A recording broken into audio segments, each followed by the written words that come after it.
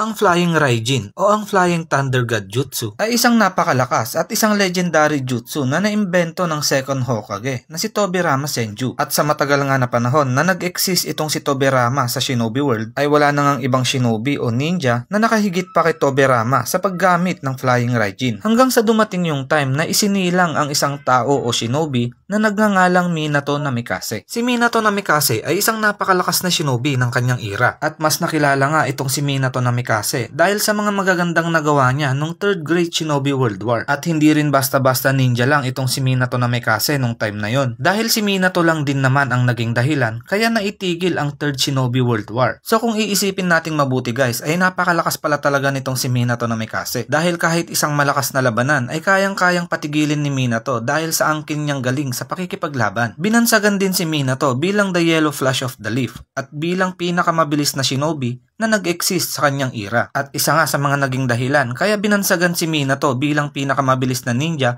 ay dahil nga sa paggamit niya ng napakalakas na teknik na Flying Raijin o mas kilala bilang the Flying Thunder God Jutsu. Pero ang napakalaking tanong ng karamihan, sino nga ba ang nagturo ng Flying Raijin kay Minato Namikaze? At paano nga ba umabot sa henerasyon nitong si Minato Namikaze ang Flying Raijin samantalang hindi naman nagpang-abot ang panahon nila ni Tobirama Senju? Kaya paano nga ba natutunan ni Minato Namikaze ang legendary jutsu na ito? Well, sa video nga na ito ay aalamin natin at sasagutin natin ang mga napakalaking katanungan na kung paano nga ba natutunan ni Minato Namikaze ang paggamit ng Flying Raijin o ang Flying Thunder God Jutsu. Pero bago yan ay paki-like and follow naman ako para maging updated ka sa mga videos na i-upload ko tungkol sa Naruto na kagaya nito. So balik tayo sa topic natin guys. So sino nga ba talaga ang nagturo ng Flying Raijin o ang Flying Thunder God Jutsu dito kay Minato Namikaze? Alam naman nating lahat na Naruto fans na patay na itong si Tobirama nung kabataan nitong si Minato. Kaya imposible nga yung sinasabi ng karamihan na itong si Tobirama nga daw ang nagturo ng jutsu na ito kay Minato. Well, sa video nga na ito ay meron tayong magiging dalawang kasagutan para sa mga tanong na yan. Ang unang kasagutan ay medyo hindi accurate pero isasama ko pa rin siya sa video na ito dahil may point pa rin siya para sa mga kasagutan na gusto nating malaman. So ang unang kasagutan nga ay natutunan nitong si Minato Namikaze ang Flying Raijin dahil nakita ni Minato ang ceiling scroll ng jutsu na ito o ang scroll ng Flying Thunder God Jutsu. Kaparehas lang din ito kung paano natutunan ni Naruto ang Shadow Clone Jutsu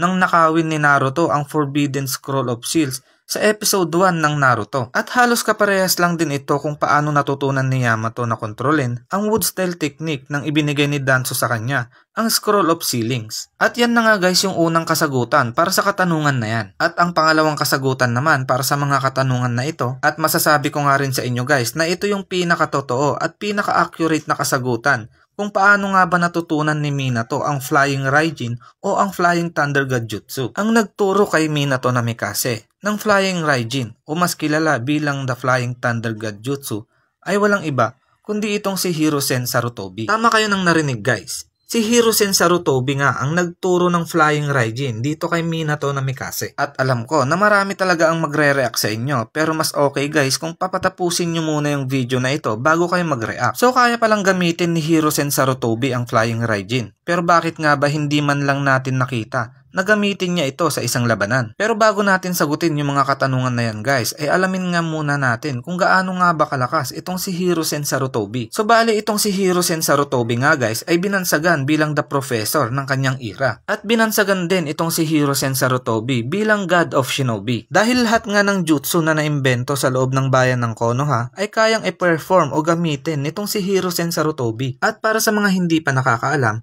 itong si Hiruzen Sarutobi ay naging apprentice lang naman ng first at second Hokage na sina Hashirama at Tobirama Senju. Kaya obvious naman na tinuruan siya ni Tobirama kung paano gamitin ang Flying Raijin. At bilang professor naman ay itinuro naman nitong si Hiruzen Sarutobi ang Flying Raijin dito kay Minato Namikaze. At kung tatanungin nyo naman guys kung meron nga bang teacher at student relation itong si Hiruzen at si Minato, ang sagot dyan ay syempre naman meron guys. Di lang natin ganon kadaming beses na nakita pero nakita pa rin naman natin itong si Minato at si Hiruzen sa mga flashbacks sa Naruto Shippuden. At kung hindi pa rin kayo naniniwala ay ito pa yung isang patunay.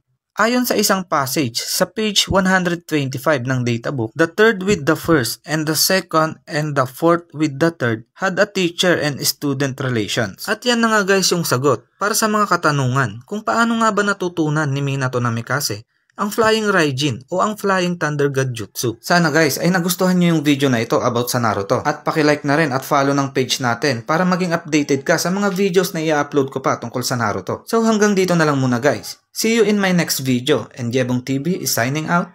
Peace.